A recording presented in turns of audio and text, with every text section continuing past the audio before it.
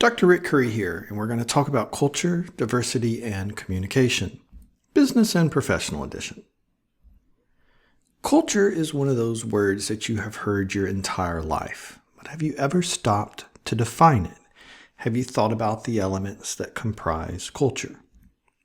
Well, culture is an umbrella term, and what that means is that there are a lot of different things that fall under the purview of the definition. And culture is something that encompasses our social behaviors, our institutions, and the norms found in human societies. The way that we believe, the knowledge that we hold, arts, thoughts on laws, customs, habits of individuals within groups. It is a system of learned and shared symbols, of language, of values, and norms that help distinguish one group of people from another. Now, it's important to note that each one of us, we have one or more groups that comprise our identities, one or more cultures. So, for instance, maybe you were born in Argentina, but you were raised for the majority of your life here in the United States. And so you are going to have elements of both cultures, language, values, beliefs, traditions, and customs that impact your identity. You'll see here that I've highlighted the term learned. Culture is learned. It is not something that is innate, meaning you are not born with culture instilled into you as a baby. Rather, we are taught what culture is from our parents, from our family, from friends, and then just through the general process of socialization or interacting with other people in society. Another important element of culture is norms. And norms are ideas or beliefs or behaviors that are widely accepted among a large group of people within a culture. And we'll look at an example of norm through concept of baby. When we think about a baby culturally, there are some symbols that we use in culture, in Western culture, to identify babies. So, for instance, you might have heard or seen the symbol of a stork associated with a baby. Here in Western culture, it's very common imagery. I remember I'm the oldest of 6, and as a kid, when my first brother came along, I remember asking my mom, where did this baby come from? Or why are we having a baby? And she says, well, a stork brought him. And I'm like, a stork? What? A bird brought my baby brother? Like, what? How does that even happen? Why did this bird bring him here? Like, come take him back. Like, I don't want him, right? And so we see this imagery of a stork representing the baby. And this is not unique to American culture. It actually goes back thousands of years. The ancient civilizations in Greece and ancient Egyptians all used the imagery or the symbol of a stork as a baby.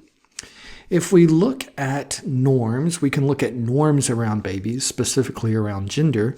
If I were to say a baby is wearing blue, you would probably say, well, that baby's gender is a boy.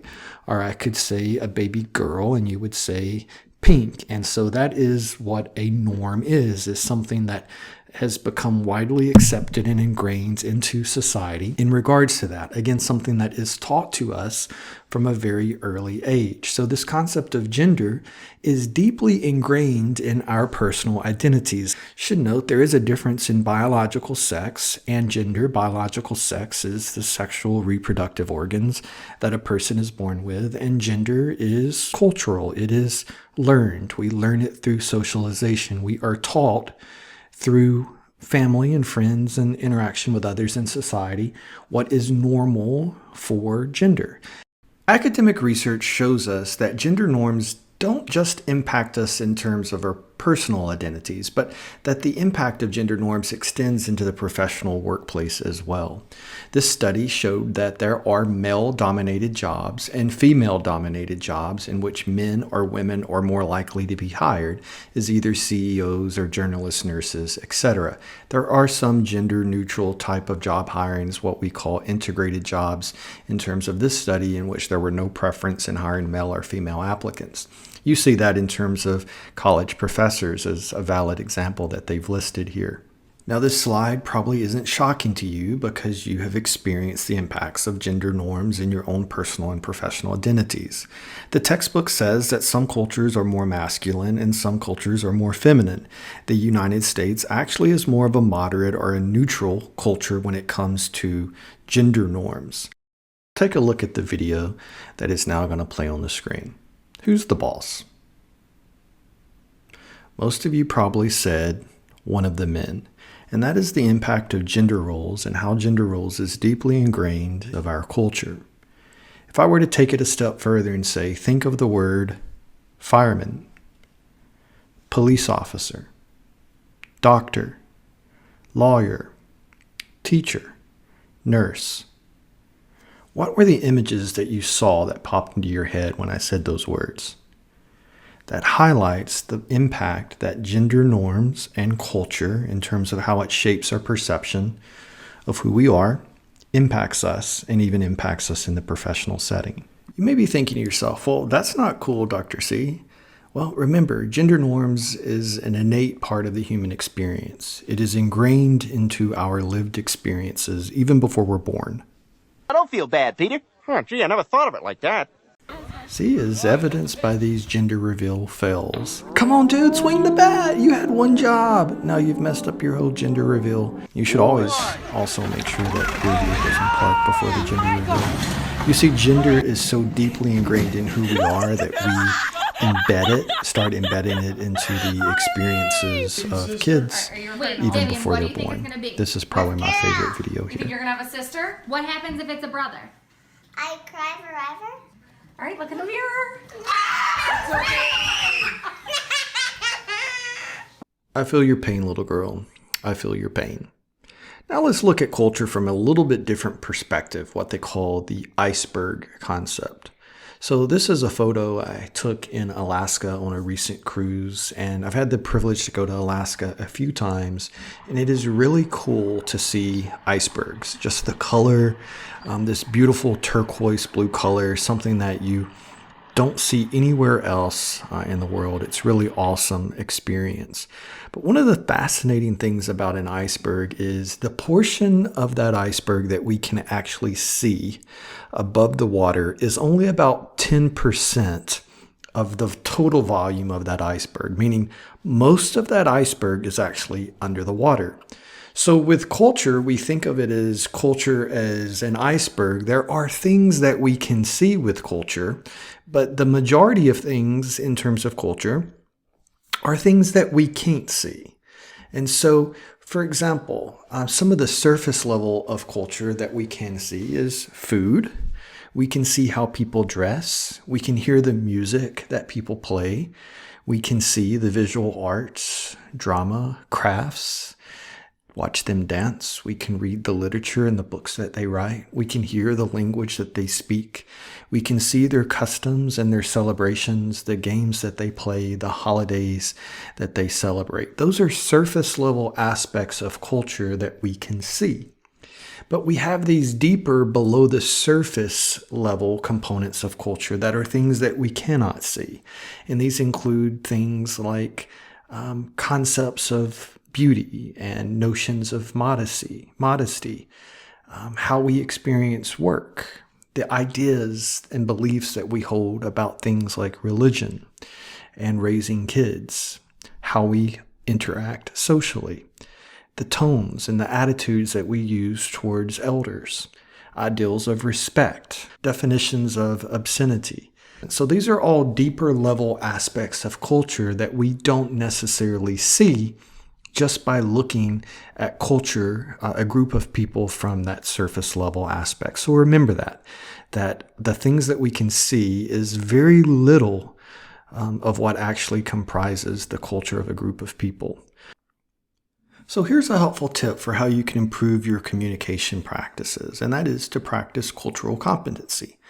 Don't be afraid to ask people questions, to be willing to learn and understand more about cultures that you aren't familiar with. But be respectful when you do that and keep an open mind. Remember, just because something isn't familiar or normal to you and your set of lived experiences doesn't mean that it's not normal for someone else. In fact, they probably view your traditions and customs and holidays as being a little bit weird. So be respectful, but give yourself and give other people the opportunity to share their experiences. That's a really easy way that we can increase our cultural competency. That makes us better communicators, and it also increases our empathy. And empathy is one of the biggest skill sets that we can have as people. An easy way here, you see I have holiday highlighted, and that is because learning about other people's holidays is a really easy, low-risk way of learning more about another culture that isn't offensive to most people. So here on this screen, you see Dia de los Muertos, the Day of the Dead, and we see Diwali, 4th of July, Christmas, Chinese New Year's, and Kwanzaa. So Diwali is an Indian holiday, and it's their biggest and most important holiday that they celebrate. And it gets its name from the fact that they use lights that they place outside of their homes. And those lights symbolize that the inner light that they have protects them from spiritual darkness. It's a really cool and interesting holiday to learn about.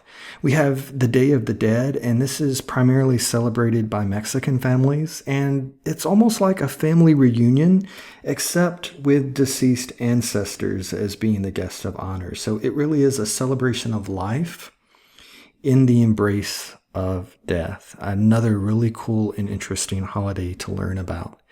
We have the Chinese New Year, and the Chinese New Year is celebrated by more than 20% of the world's population. It can be up to 16 days in length, and it highlights the transition between zodiac signs. So 2023 was the year of the rabbit, 2024 will be the year of the dragon, 2025 will be the year of the snake, 2026 the year of the horse, and 2027 the year of the goat. And each of those zodiac signs represents different phases of life and different things that will occur or will be highlighted during that specific year. Kwanzaa is a celebration of African American culture, and it is based on African harvest festival traditions, generally in West and Southeast Africa. That is Kwanzaa. We have 4th of July here in the United States, and the 4th of July is celebrated for the United States independence from Great Britain, and so it's a holiday that we generally celebrate with tons and tons and tons of beautiful fireworks. So again, that is one of the easiest ways that you can improve your communication and your cultural competency is just asking people to share a little bit about their experiences. So next time you see that happening, reach out and ask someone who's a part of that group. Say, tell me a little bit more about how and why you celebrate this holiday, and you'll learn a lot. So I am on my board of directors for my local neighborhood community, my HOA, and I posted this a few years ago to folks just saying, celebration of Diwali, and that I wish all of my neighbors who observe a very happy Diwali. And so I have a lot of Indian neighbors, and I was shocked by the number of people who appreciated that post and actually took the time to reply back, Happy Diwali. And so we can use this cultural competency, increasing our cultural competency, to build rapport and to make sure that other people feel seen, valued, and appreciated. And that's why organizations also do this. So in terms of organizational communication, you'll see companies send out emails that will say Happy Diwali and Happy Kwanzaa, Happy Chinese New Year, Happy New Year, Happy Holidays. And so you'll see this recognition of the major events and cultural traditions and holidays that people celebrate, and organizations will be respectful of that, and it makes their employees feel seen and valued. Just to recap, what we've learned to this point is that culture is an umbrella term that encompasses a whole host of ideas. And it is not something that we are born with. Rather, culture is something that we learn through socialization with other people. Culture also isn't a property of countries, our ethnicities, our economic classes. Rather, culture is a property of people. And so culture is that set of norms and values and practices that we learn from the people who raised us. And it often is, but not necessarily related to our nationality. Now, nationality is what our status is as a citizen of a particular country. So, for example, if you were born in the United States and lived here for much of your life, then your nationality, you probably identify as U.S. culture. And so countries, in terms of nationality, they can shape our view of culture, but countries themselves don't necessarily have culture. It is the people within those countries that actually give culture those defining traits and characteristics. Let's look at this in a little bit more detail. So if you are taking this class, you probably live in Texas if you're in my class. When we look at Texas as compared to the rest of the United States, for one, I'm what I would consider a current day nomad. I was born and raised in Tennessee. I went to college in North Carolina. I went to New York to work for a bit, over to Wisconsin, back to New York for a bit, and then here to Houston. So my roadmap is all over the place. So I've lived in a lot of these different places. If we take the people of Texas and we go to Idaho, and we take the people of Idaho and we just switch locations. We move everybody from Texas to Idaho and everybody from Idaho to Texas. Is Texas still Texas? Is Idaho still Idaho? Is the culture of those places still the same? And the answer is no, of course not, because again, culture is a property of people. So if the people are different, then the culture is different. And that's a really cool way of looking at it. We can look at it on an even more macro level here in Texas. For instance, is Houston different from Dallas? Is Houston different from Austin? Is Houston different from San Antonio? Of course it is, right? Houston has its own unique culture in many ways, and that's because of the people who call Houston home. So Houston, Texas is a really awesome city, and I don't say that just because I live here, but I chose to come to Houston after having worked in multiple places across the country.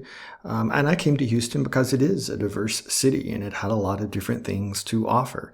Diversity research happens to be an area of my focus as an academic, and so I was drawn to Houston because of that. We see here a few facts about Houston. It was established in 1837, so a pretty old city. We are the third largest metropolitan area in the country. So 7+, actually almost 8 million residents now call Houston and the suburbs home. And we are the most diverse major city in America. You read that right. We are more diverse than New York City, or San Francisco, or Los Angeles. We are the most diverse major city in America. Over 145 different languages are spoke here in Houston. Over a quarter of Houston's residents weren't even born in the country. They were born outside of the United States of America. That's pretty remarkable. Some other cool facts, of course, we've got the Houston Rodeo, and we're known for oil and gas. We've got our Houston Astros. There goes the runner, fly ball down the right field line. Tucker comes on. Kyle Tucker, this time they finish the job. The Houston Astros, world champions.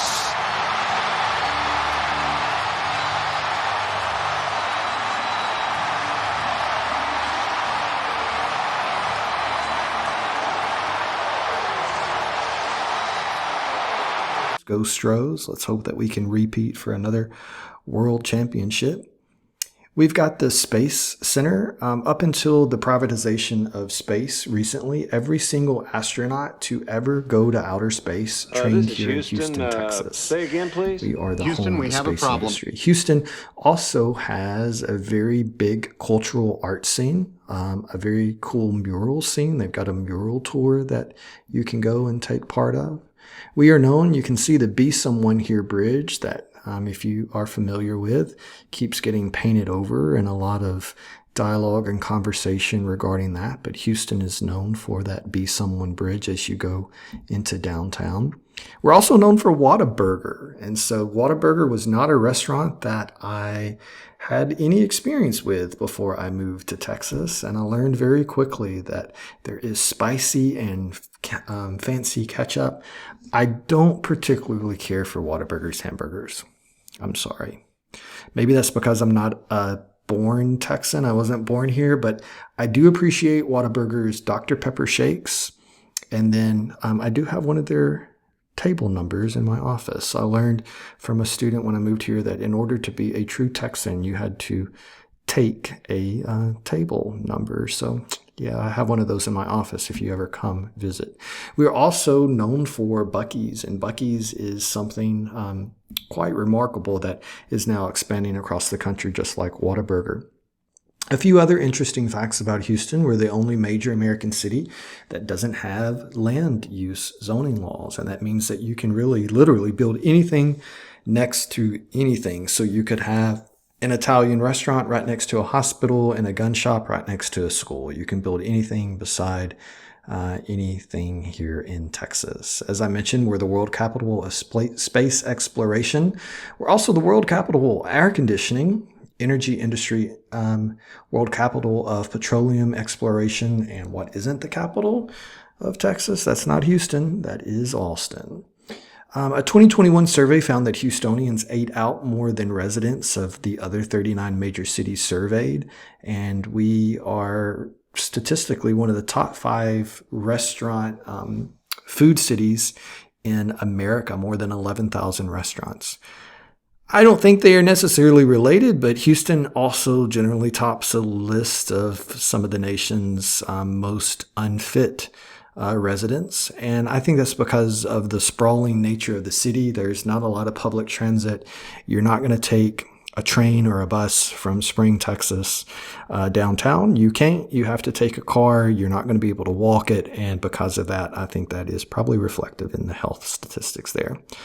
And of course, we have got Mattress Mac. He sells more furniture per square foot than any store in the world. You've seen his commercials. Come on down to Gallery Furniture. Made here, buy today.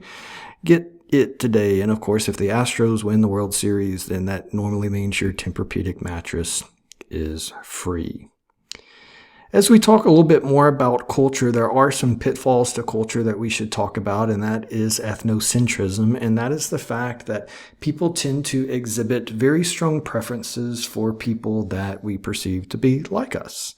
And if you aren't like us, then we tend to view you as being more suspicious, and we're less trusting of people whose ethnic and natural and or cultural backgrounds are different from our own. We call this the birds of a feather effect. Birds of a feather tend to do what? They flock. They fly together. You've probably heard that phrase before. If you walk into a new classroom, or if you walk into a restaurant, or walk into a new job, you are going to look for people who look like you, people who you think are like you, and you're going to do that subconsciously. It's not going to be an active choice that you stop and make. It is just going to be something that happens. And so we exhibit these strong preferences for people who are like us. We do want to point out that there are different types of cultures. We have individualist cultures, and cultures that are individualist tend to have this I mentality, where your primary responsibility is to yourself. So the United States is an individualist culture. So you have probably been, if you're raised in the US, you have been raised hearing messages like, you're special and there's no one else like you in the world. You can be anything you want to be. So the emphasis there is on oneself, that you can literally do anything that you want to do in life, that you are self-sufficient and you should be true to what you want in your life. And so we value that idea of self-reliance, and that people should pull themselves up by their bootstraps. We have collectivist cultures, and in collectivist cultures, the mentality shifts to a we mentality. So the primary responsibility in countries like Korea, Japan, and a lot of Latin American and African countries is the responsibility shifts to the family unit. It is not about what you can do individually, but what you can do to advance that family unit. So emphasis is placed on duty and loyalty, and maybe not seen as uniquely individual, but more so as part of the group to which you belong. So that individual material possessions aren't really something that you are taught to seek out. It's what you can do for the family unit. So what effect does that have on the communication process? Why is that something that should matter to us when we talk about differences in individualistic and collectivist cultures? Well, people who are raised in individualistic cultures experience conflict, and this could be conflict in our personal relationships, or it could be conflict at work. Well, we are much more likely to just express it directly, to tell someone that we are upset or that we have a problem, or that we don't appreciate that they did or said something in a particular way. And then we'll also work towards resolving it. So that's an individualistic culture standpoint. Collectivist cultures, if you're raised in that type of culture, then you are going to handle conflict very differently. So again, because the emphasis is on protecting the family unit or the organizational unit, you are not going to want to raise a point of conflict. You're not going to want to have that conflict with someone because it could damage the unit, and that's what the emphasis is on. So in order to preserve harmony, you may not even confront the person. You may avoid the conflict entirely. And so if you are working in an organizational setting with people who have different culture backgrounds in terms of individualistic or collectivist, they are going to approach conflict in different ways. And we need to understand that and understand that some people may not even want to avoid conflict. Or to address conflict. And that is not a sign of weakness or not a sign that they're a team player, but rather that they are trying to protect the harmony of the group. And so we might need to be aware that there are different approaches within culture. We also have low context and high context cultures, and this just means that we communicate in different ways. Low context cultures, people will say what they mean. They are much more direct. They will share their opinions, and they will try to persuade other people to see their way of seeing things. People from high context cultures are taught to speak less directly. Again, an emphasis on harmony. They don't want to avoid people, and that not avoiding people is much more important than expressing how they might necessarily feel. And so their communication might occur more via nonverbal communication instead of direct communication. In low power distance cultures, people believe in the value of equality and that no one person or group should have excessive power. I've got an asterisk here because the United States is a low power distance culture, but it doesn't mean people in cultures that are low power distance are actually treated equally, only that they value the idea that they should be treated equally. I think that's an important designation to make there. So power is distributed less evenly in high power distance cultures, and certain groups may actually have a lot of power and other people may not have much power at all. There are still many countries in the world, many cultures around the world where women have intrinsically much less power than men in those societies. In some countries, women still couldn't vote, and in some countries, they can vote but not drive, like Saudi Arabia, or they might have to dress in a specific way based off of their culture. So people in high power distance cultures are taught that certain power or people or groups deserve to have more power than other people, and that respecting power is more important than respecting equality. So those are some differences to highlight there. So again, the effect that it has on the communication process is that low power distance cultures, they expect friendships and romantic relationships to be based on love rather than social status. People from high power distance cultures, they are expected to pick friends or mates from within their social classes, or their relationships may still be prearranged. Someone else may actually choose their friendships or romantic relationships or even their work relationships. Low power distance cultures are taught that it is their right to question authority versus the emphasis placed on obedience and respect for power within high context cultures. One of the last things that we'll talk about in terms of differences in culture is monochronic versus polychronic. You'll probably never remember those actual terms, but what I do want you to remember is that based off of the culture that you're raised in, you're going to view time differently. So in monochronic culture, time is a commodity. So this would be the United States. We save time, we spend time, we value time, we invest time, and we waste time. We treat time as valuable. That's why we have phrases like time is money. In polychronic cultures, time is viewed much more holistically and far less structured. So instead of treating time as a finite commodity, it's something that we're more likely to perceive as a never-ending resource, that there is this abundance of time.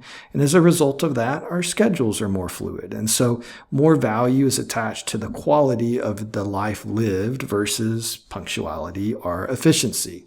You can ask yourself this if you were raised in U.S. culture, especially in professional settings. If you're supposed to be at work at 9 o'clock, what time do you show up to work? You show up to work at 9 o'clock. And you're going to work an 8-hour workday. Traditionally, that's how culture in the U.S. works in terms of professional settings.